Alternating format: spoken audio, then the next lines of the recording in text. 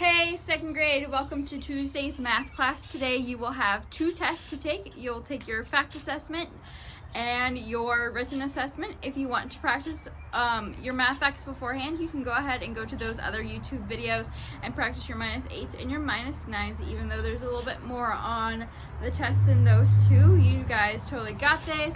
Crush that test and then come back.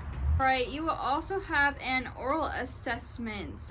You will have to do those with your parents. If you are not able to do that, let me or Miss Glanzer know and we'll figure out something else for you to do.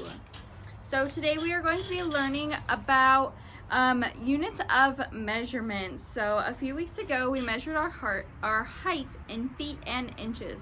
When we go to the doctor's office, what else does the nurse usually check before we see the doctor? He checks our weight. And how does the nurse do that? Probably using a scale, right? And when we measure our weights, do we tell people that we weigh 50 miles or 50 tons? No, we tell them that we use pounds to measure how much we weigh.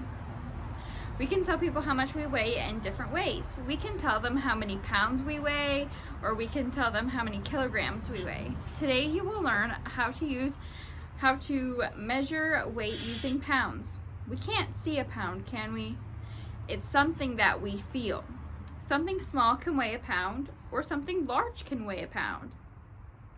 So if you think about a package of butter and a bag of potatoes, one can weigh a ton or a pound, and the other one weighs a pound, but they're the same weight, but they have different sizes. Have a bag of potatoes right here. Pretend that a bag of potatoes is right here. This bag of potato weighs 10 pounds. Now, do we weigh more than this bag of potatoes? How do we know that? How do we know that we weigh more?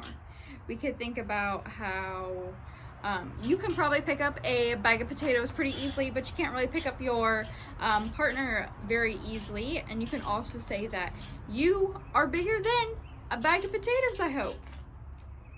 So what do we use to measure something? How do we know how much something weighs? What would we use? We would use a scale. Where are some places that we can find scales? I can think of a few. You can find some at the grocery store, doctor's office, maybe your house, or maybe even in the school's nurse's office. Awesome. For today's submission, I want you to take a picture of those tests so I can see how well you did. And then I also want you to tell me one thing that you learned in math class today. All right, have a great Tuesday. See you tomorrow.